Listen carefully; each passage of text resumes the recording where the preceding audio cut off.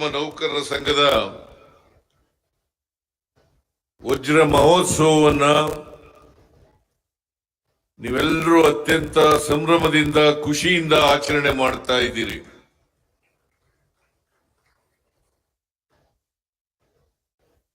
ನಾನು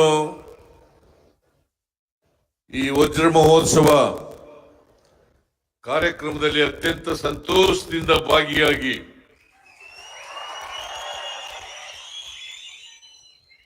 ಈ ವಜ್ರ ಮಹೋತ್ಸವವನ್ನ ಅತ್ಯಂತ ಸಂತೋಷದಿಂದ ಉದ್ಘಾಟನೆ ಮಾಡಿದ್ದೇನೆ ಅಂತ ಹೇಳಿ ಘೋಷಣೆಯನ್ನು ಮಾಡ್ತೇನೆ. ಇದೇ ಸಂದರ್ಭದಲ್ಲಿ ನಾನು ಡಿ.ಕೆ. ಶಿವಕುಮಾರ್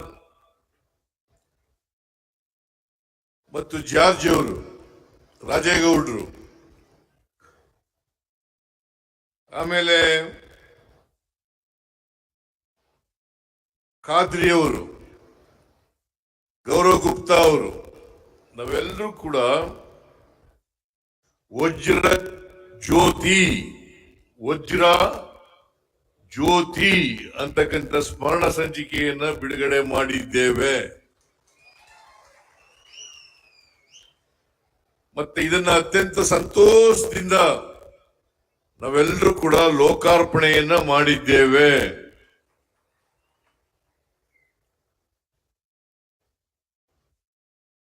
ಸಾವಿರದ 1964ನೇ ಇಸ್ವಿನಲ್ಲಿ ಈ ಸಂಘ ಪ್ರಾರಂಭ ಆಯಿತು. 64ರಿಂದ ಇವತ್ತಿನವರೆಗೆ ಸುಮಾರು 61 ವರ್ಷಗಳು ಕಳೆದ ವರ್ಷಕ್ಕೆ 60 ವರ್ಷ ಆಯಿತು. 61 ವರ್ಷಗಳ ಕಾಲ ಈ ಸಂಘ ನಡೆದು ಬಂದಿದೆ. ಯಾವುದೇ ಸಂಘಟನೆಯಲ್ಲಿ 60 ವರ್ಷಗಳು ಮಹತ್ತರವಾದಂತ ಗಳಿಗೆ ಅಂತಕ್ಕಂಥ ಮಾತುಗಳನ್ನ ಹೇಳಲಿಕ್ಕೆ ಬಯಸ್ತಾ ಇದ್ದೇನೆ. 60 ವರ್ಷಗಳಿಂದ ಈ ಸಂಘಟನೆ ನೌಕರರ ಕಷ್ಟ ಸುಖಗಳಿಗೆ ಸ್ಪಂದಿಸಿ ನಿಮ್ಮ ಬೇಡಿಕೆಗಳನ್ನ ಈಡೇರಿಸತಕ್ಕಂಥ ಪ್ರಾಮಾಣಿಕ ಪ್ರಯತ್ನ, ಹೋರಾಟ, ಜೊತೆಗೆ ವಿದ್ಯುತ್ ಗ್ರಾಹಕರಿಗೆ ಸಮರ್ಪಕವಾಗಿ ವಿದ್ಯುತ್ತನ್ನು ಪೂರೈಸತಕ್ಕಂಥ ಕೆಲಸವನ್ನ ನೀವೆಲ್ಲ ಮಾಡ್ತಾ ಇದ್ದೀರಿ. ಅದಕ್ಕೋಸ್ಕರ ನಿಮ್ಮೆಲ್ಲರಿಗೂ ಕೂಡ ಸರ್ಕಾರದ ವತಿಯಿಂದ, ರಾಜ್ಯದ ಜನತೆಯ ವತಿಯಿಂದ ಹೃತ್ಪೂರ್ವಕವಾದಂತಹ ಧನ್ಯವಾದಗಳನ್ನ ಹೇಳಲಿಕ್ಕೆ ಬಯಸ್ತಾ ಇದ್ದೇನೆ.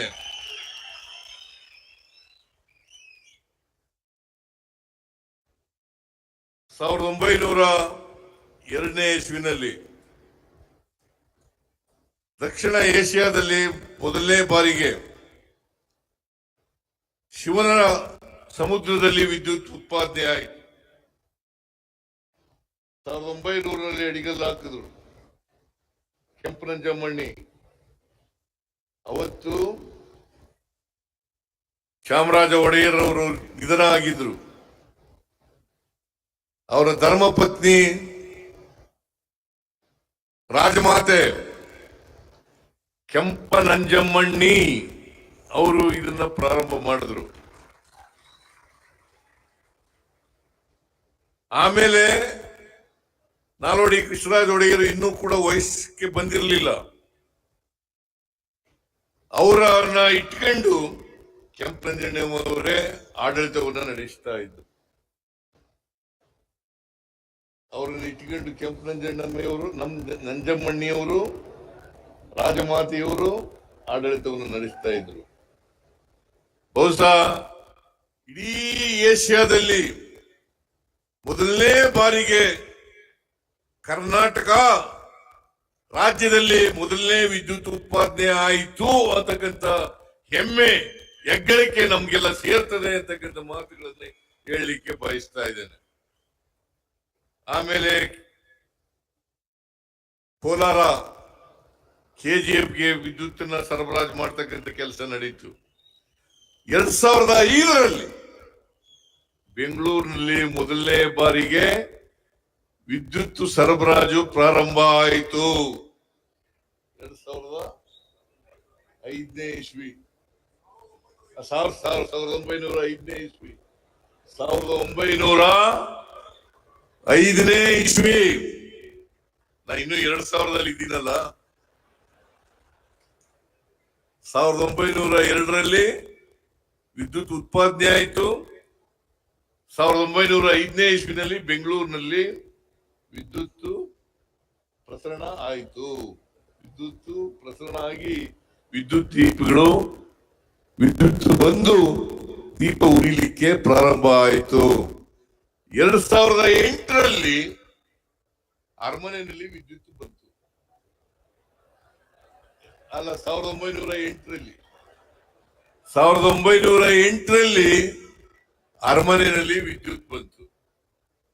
ಸೊ ಅಲ್ಲಿಂದ ಈಚೆಗೆ ಇವತ್ತು ವಿದ್ಯುತ್ ಕರ್ನಾಟಕದಲ್ಲಿ ನಮಗೆ ಎಷ್ಟು ಬೇಕೋ ಅಷ್ಟು ವಿದ್ಯುತ್ ಅನ್ನು ಉತ್ಪಾದನೆ ಮಾಡ್ತಕ್ಕಂಥ ಶಕ್ತಿ ಬಂದಿದೆ ಅಂತ ಹೇಳ್ಕೊಳ್ಳಿಕ್ಕೆ ಹೆಮ್ಮೆ ಆಗ್ತಾ ಇದೆ.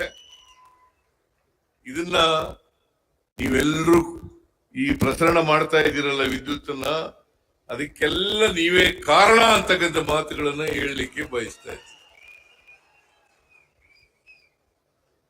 ನಾವು ವಿದ್ಯುತ್ತನ್ನ ಹೆಚ್ಚು ಉತ್ಪಾದನೆ ಮಾಡೋದು ನಮ್ಮ ಸರ್ಕಾರ ಇದ್ದಾಗ 2013ರಲ್ಲಿ 13,000 ಚಿಲ್ಲರೆ ಮೆಗಾವ್ಯಾಟ್ ವಿದ್ಯುತ್ ಉತ್ಪಾದನೆ ಆಯ್ತಾ ಇತ್ತು.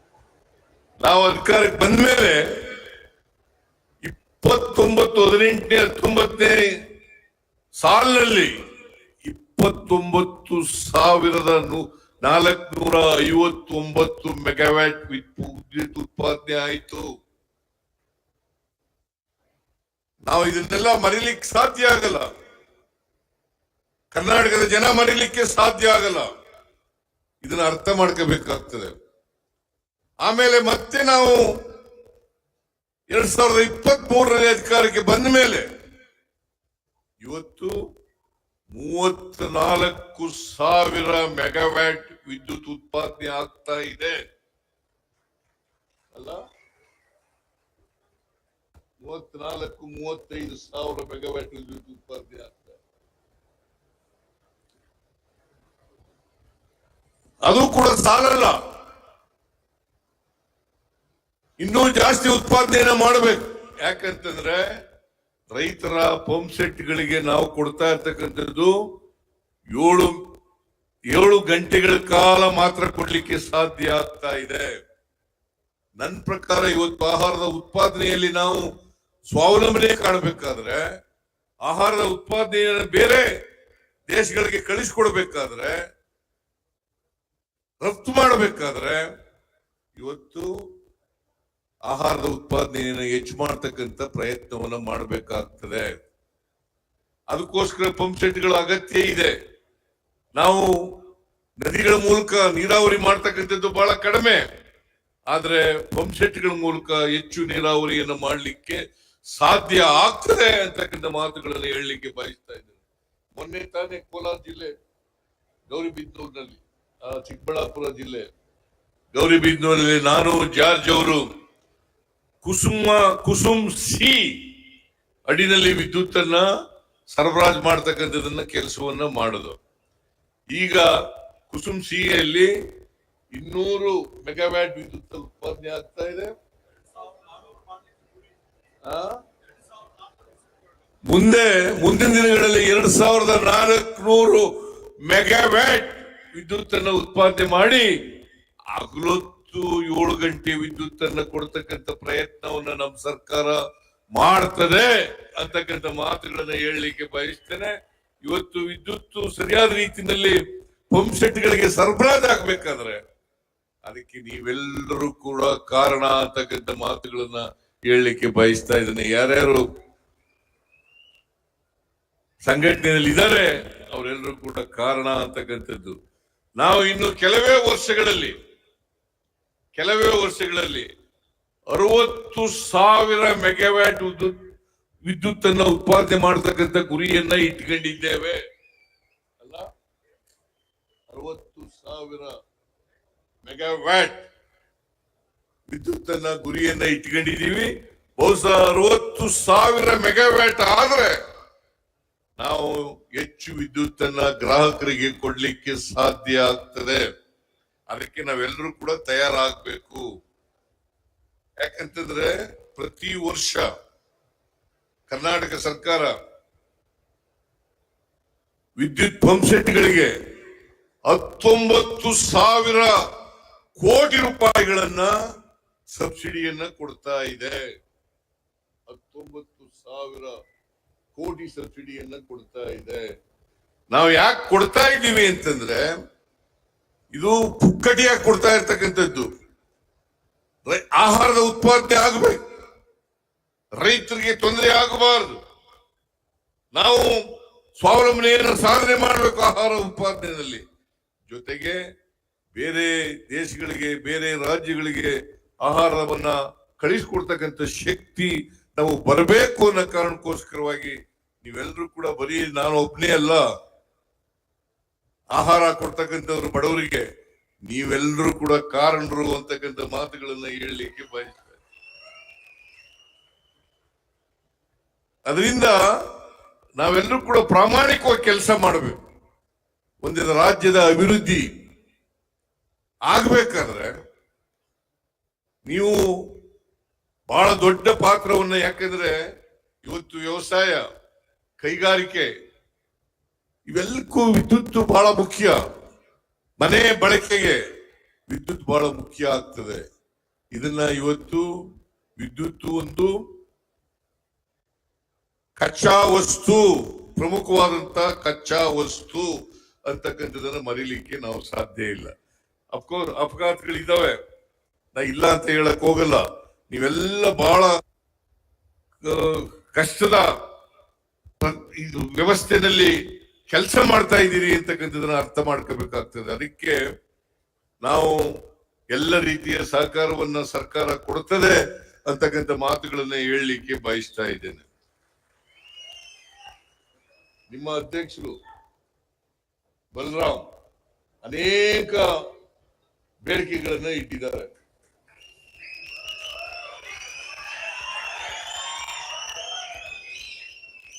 ಅನೇಕ ಬೇಡಿಕೆಗಳನ್ನ ಇಟ್ಟಿದ್ದಾರೆ. ನಾನು ಅದಕ್ಕೆ ಹೇಳಿದೆ, ಏನಪ್ಪಾ ಬಹಳ ದೊಡ್ಡ ಬೇಡಿಕೆಗಳನ್ನ ಇಟ್ಬಿಟ್ಟಿದೆಯಲ್ಲ ಅಂತ. ನಾವು ಯಾವಾಗಲೂ ಕೂಡ ನಿಮ್ ಜೊತೆ ಇರ್ತೇವೆ, ನೀವು ನಮ್ ಜೊತೆ ಇರ್ಬೇಕಷ್ಟೇನೆ. ನಿಮ್ ಜೊತೆ ಇರ್ತೇವೆ.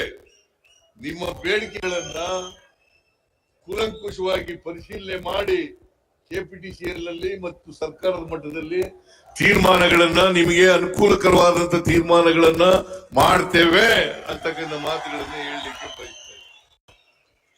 ಇವತ್ತು 88,000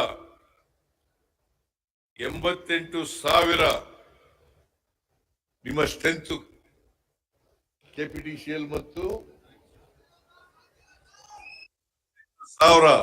ಸುಮಾರು 35,000 ಖಾಲಿ ಇದ್ದಾವೆ ಅಂತೇಳಿ ನನಗೆ ಈಗ ಗೊತ್ತಾಯ್ತು. ಇವನ್ನೆಲ್ಲ ಕೂಡ ಹಂತವಾಗಿ ಭರ್ತಿ ಮಾಡ್ತೇವೆ ಅಂತಕ್ಕಂಥ ಮಾತುಗಳನ್ನ ಹೇಳಲಿಕ್ಕೆ ಬಯಸ್ತಾ ಇದ್ದೆ. ಹಂತವಾಗಿ ಕೆಲಸವನ್ನು ಮಾಡುತ್ತೇವೆ. ಈಗ ನಮ್ ಸರ್ಕಾರ ಇದೆಯಲ್ಲ, ಕೊಟ್ಟ ಮಾತಿನಂತೆ ನಡ್ಕೊಳ್ತಕ್ಕಂಥ ಸರ್ಕಾರ. ಈಗ 5 ಗ್ಯಾರಂಟಿ ಯೋಜನೆಗಳನ್ನ ಕಳೆದ ಸಾರಿ ಕೊಟ್ಟಿದ್ದು 83ರಿಂದ ಅಲ್ಲ 2013ರಿಂದ 18ರವರೆಗೆ ನಾವು ಸರ್ಕಾರದಲ್ಲಿದ್ದು. ಆಗ 165 ಭರವಸೆಗಳಲ್ಲಿ 158 ಭರವಸೆಗಳನ್ನ ಈಡೇರಿಸ್ತು. ಈಗ 593 ಭರವಸೆಗಳಲ್ಲಿ 242 ಭರವಸೆಗಳನ್ನ ಈಡೇರಿಸಿದ್ದೇವೆ. 5 ಗ್ಯಾರಂಟಿ ಯೋಜನೆಗಳನ್ನು ಕೂಡ ಜಾರಿ ಕೊಟ್ಟಿದ್ದೇವೆ.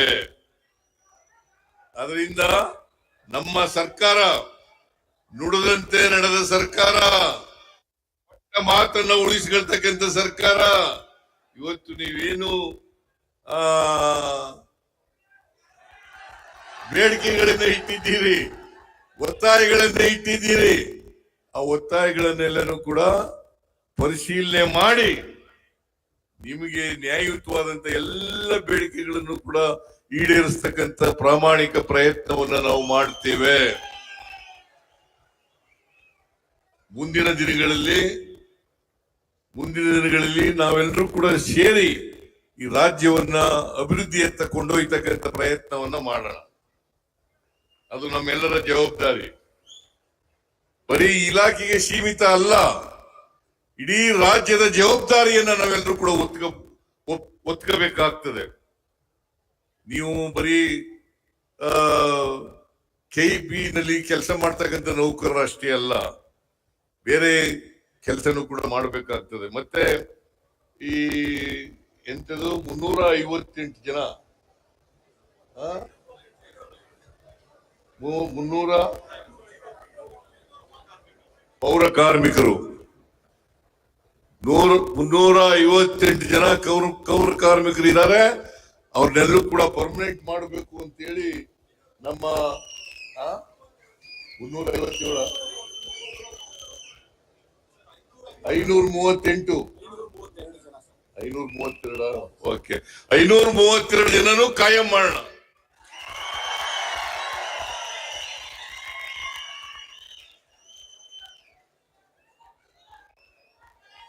ಆಮೇಲೆ old pension scheme, new pension ಇದು ನಾವು ಮಾಡದ್ದಲ್ಲ, ಕೇಂದ್ರ ಸರ್ಕಾರ ಮಾಡದ್ದು.